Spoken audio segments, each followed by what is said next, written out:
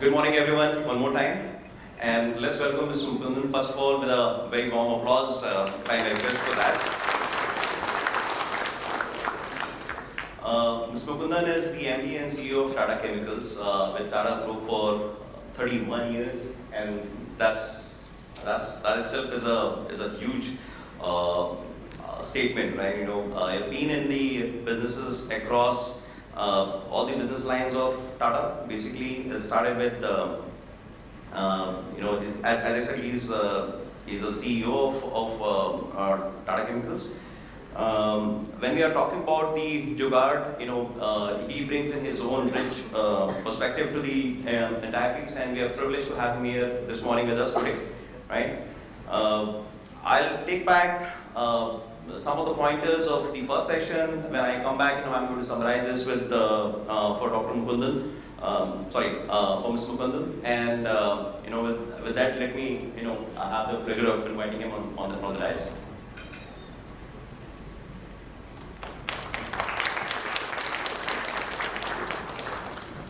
Good morning, everyone, and good morning, Shekhar, and good morning, Maida, for having me here along with such a wonderful set of people who keep India moving and keep India making sure that stuff reaches everybody on time and in the right quantity, the right quality. Let me first compliment you, Maida, that one of my observations on CII, which I think I'll open with CII and then move on to the specific topic, is that we have fantastic centers of excellence. And really the kind of service which they provide, while we may have many other consultants who will come and speak, the cost at which CII is able to provide consulting support is actually big value for money. The thing which I tell CII is that whichever city the center is set up, that city benefits rest of India. But you've done a very different thing, coming to cities beyond Bombay, where you're reaching out to various clients who can benefit from this whole kind of excellence framework to bring in many areas, which including logistics, which I think we all need. I'm going to just speak from a very practical point of view about the way we see in Tata Chemicals, and I don't have gyan to give. That is not my forte at all. I run very practically, and that's what I'll stay with. So this goes back to one of the studies we did in chemical industry way back, I think about 20 years ago. And at that time, the big issue was what is stopping the chemical industry from being competitive globally? China was beating us left, right, and center. We talk about resilience, China +1 and all that story today. But 20 years ago, I think we were getting huge imports from there. We were not able to compete, let alone exports not being able to reach ASEAN. And ASEAN is broadly equidistant from India and from China. We were not able to compete in that market. Two factors of, let's say, service, delivery to customers came out. And at least for the industry I am in, the difference in the cost structure was hardly 7% between India and China. And that 7% was equally divided only on two factors. 3.5% was on power and electricity, and 3.5% was on logistics. That tells you. And when I say 7%, the first reaction when I went to ministry and made this presentation as part of the ICC and CII delegation, saying that this is really what we're to compress. At that time, Mr. Krishnamurthy was then the first chairman and managing director of Maruti. He had set up sort of initiative from government called National Manufacturing Mission, Excellence Mission, which he was chairing. And I took this thing. So the reaction was, it's only 7%. Actually, 7% actually goes out from your profits. If a company is earning 12-15% profit, imagine almost 50% of your profit is gone, and that is a huge impact on return on capital. So this 3.5% which I spoke, which is coming out of logistics, is extremely critical in terms of competitiveness, and that's when I started to sort of look at this very holistically. From that point on, I think we've come a long way. I think in terms of the changes which have happened in the environment, the changes which have happened in the infrastructure, I think they're all positive in many, many respects. And for a company like ours, for example, we today make about 1.5 million tons of salt. There is about 15,000 billion packets of salt being reached into retail outlet. And it's a massive thing. It's like we touch almost 500 million household in India through a small product called Tata Salt. And the biggest reason we are able to do at the cost levels we are able to do, deliver it to, for a salt packet in India, will pay 20-25 rupees broadly. Whereas you go to any superstore in any other markets, you'll be paying 60 rupees equivalent upwards of it. The only reason is we are able to do that at a very competitive structure. Bulk of the cost of delivering that small thing like salt actually is logistics. It's an extremely, the salt itself is not very expensive to produce. The cost is all logistics. And that tells you the efficiency at which we are now moved, the entire system. And that is about working together with Indian Railways, working together with the various road transportation, multimodal, also warehouse management, all those things come into play in terms of making sure that we are able to meet the cost structure. Now coming back to the big picture today, facing us in the industry in terms of logistics, and this goes to manufacturing, but it's also coming down to the whole element of logistics, are broadly, I would say, three forces. And these three forces are going to continue to impact us for next 10, 20, 30 years. I think we can do whatever we need, but I think this is a long-term trend. The first is an irreversible force of what I call sustainability. I think everything we do, whether it's in logistics, transportation, whichever area we be packaging, everything needs to move towards sustainability, and I'll speak a bit about that. Second element is how do you harness the power of digital? How do you harness the power of information? How do you harness the power of, let's say, data flows to make a bigger impact, both in terms of service outcomes, also in terms of cost outcomes? I think that's the big issue which we have. And the third one is it's about talent. There's a war for talent in supply chain logistics. If we can't get the best talent, we can't have the best outcome.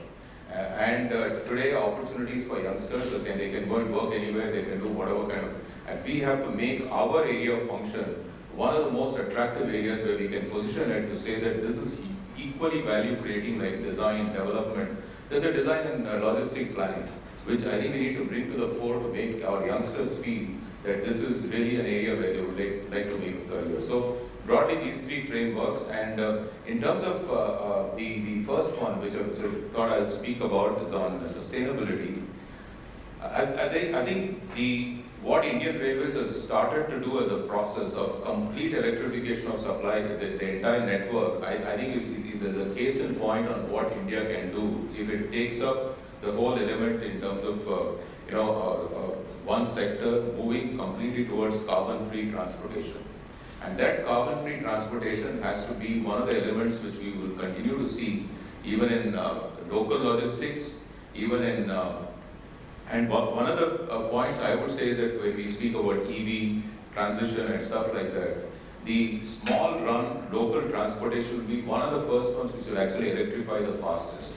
Are we the industry which is sort of taking those bold steps to say that together, just beyond where the railways leave the transportation, can we also transform not the long lead transportation that take a lot of time, but the short lead in-city transportation? How are we going to be taking those steps to make it completely sustainable, completely, let's say, carbon-free? I think this is a bold move from our side. We should be thinking ahead.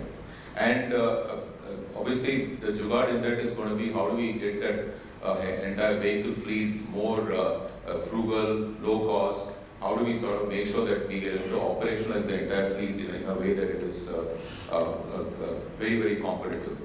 The other elements of sustainability are also around making sure that our economics of whether we calculate from the cost angle, whether we calculate from the carbon angle, whether we calculate from the wastage angle, are we able to sort of reduce it? Because those elements, the goods which are getting transported within a logistic provider, I think less of the wastage, more is the, let's say, more sustainable it becomes, and I think that getting that focus is very important.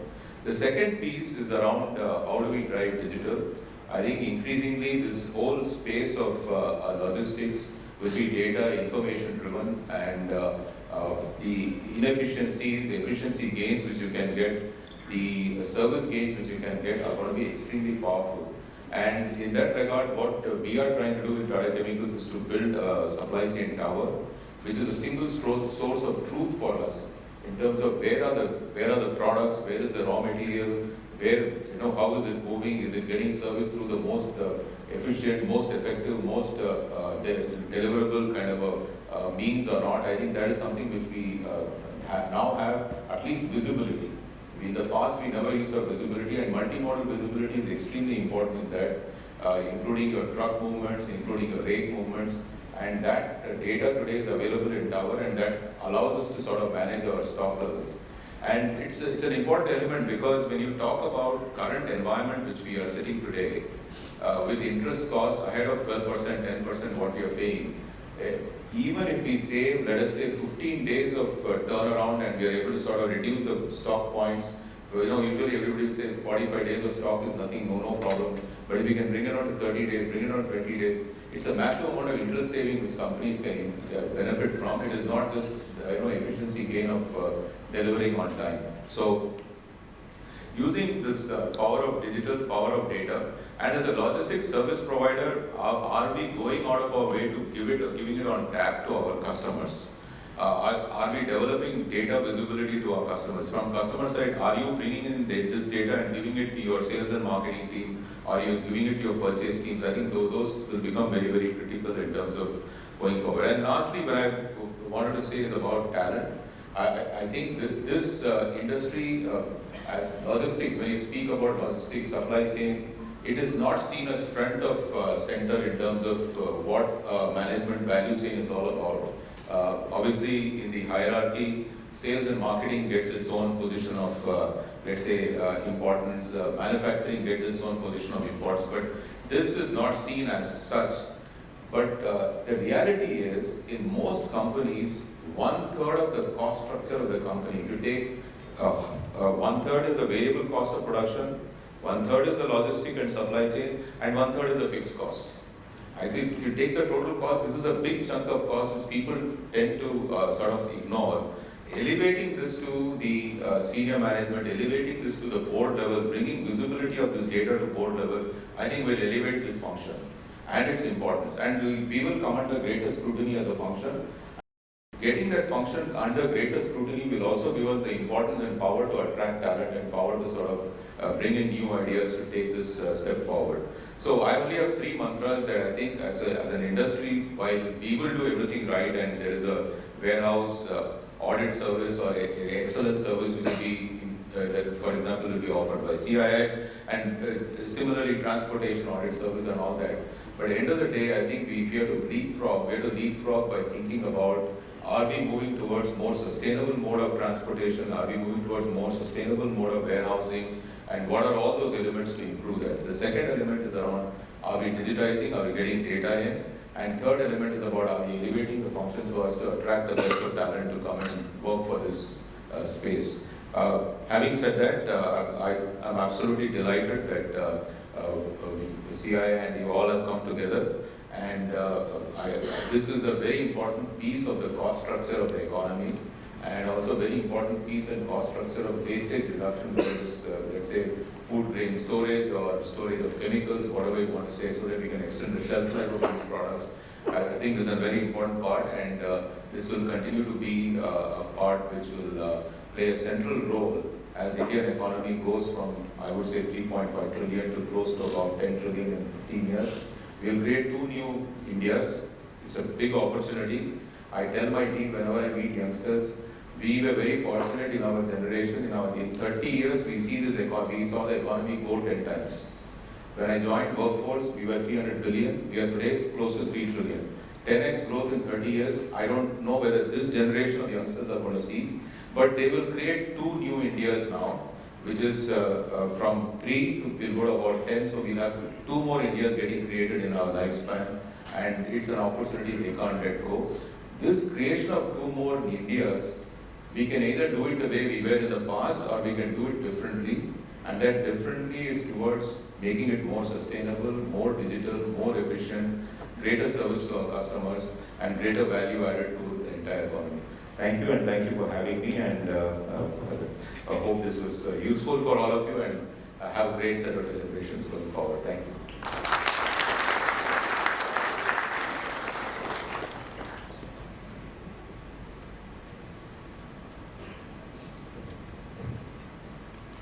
So So the rock solid experience, combine that with FMS, IIT Roorkee, and Howard. You couldn't have got it better than what Ms. Mukundan did here. I was thinking that we would remember, but the way he was rattling out the comments and the numbers, the importance of being hands-on, and all of us are supply chain folks, right? And the perfect articulation of two more Indias. Very simply put, it's like we just didn't realize, the journey we have been through in the last 3 decades versus what's going to happen in the next 7 to 10 years, and it's unstoppable practically. And I agree with him. I think the most important thing, which is in a way, he's throwing the challenge, and I will take it as 2 points here. One is the profit takeout, right? If you take out, like, let's say around 7% of that money and you give it back to the organization, just imagine what you can do with that money. And there's still a lot many organizations who are not doing a calculation of, let's say the supply chain costs as part of the net revenue, right? And that's essential and critical. And if I can club that point with you, that when you are speaking in front of the board, right, talk about the implications as well as the money which is happening, right? And I keep talking about this in multiple forums whenever I'm getting the opportunity, that the COVID has got us to the boardroom. And maybe Mr. Mukundan, you will agree with me, there's still, we've got the access to the board, but it's more about, informing them, say that kaun sa maal kab aane wala hai, kahan atak raha hai. So we are still tactical versus, driving the examples or, very assertive ideas in that how can we contribute to the bottom line. The middle of the spine to, Sridhar's analogy, I think it's very, very important. And once you talk about the money, it becomes much more clearer. I was speaking in IIM Amritsar, sir, and as keynote, and I asked, and then got a supply chain guy to speak about it, but how many of you going to get into supply chain? Only 2, right? And I says, to the point which he made, saying, resources, why are they not coming here? It's gone are the days when jo kahin bhi fit nahi hota usko supply chain mein dal do, shipping mein dal do. As I used to say that in the opening sessions of some of the meetings. And now we have reached to a situation where the person is not techno-commercial, is not understanding the use of, let's say, statistics and analytics. It's a misfit because he is becoming a liability to the whole thing. And last but not the least, I think very, very interesting is that whenever I'm seeing those small tempos, right? I don't know what exactly they call Bajaj Kajo and so many smaller trucks. I think that we should definitely figure a way out to get it green, right? Because that would be a huge advantage, not only to the bigger cities, but for all of us. And that should be a kind of low-hanging fruit. The railways and other places, I think, he very, very brilliant touch. But honestly, this has been a great, in the shortest period of time, maximum education in terms of how you're going to impact ESG. What can you do with your profitability? How can you be assertive with your board? And most importantly, from where are you going to get the talent, right? So I thought it would be a good idea just to kind of get it summarized. As I said, 3 decades, top it up with FMS, Roorkee, IIT Roorkee, and Howard. That's what you hear, and that's what you hear from a person like Mr. Mukundan. So I'll request you guys to can give him a great applause, thunder applause. And thank you so much for spending your time today. And I think this has been a totally our privilege and honor. Thank you so much.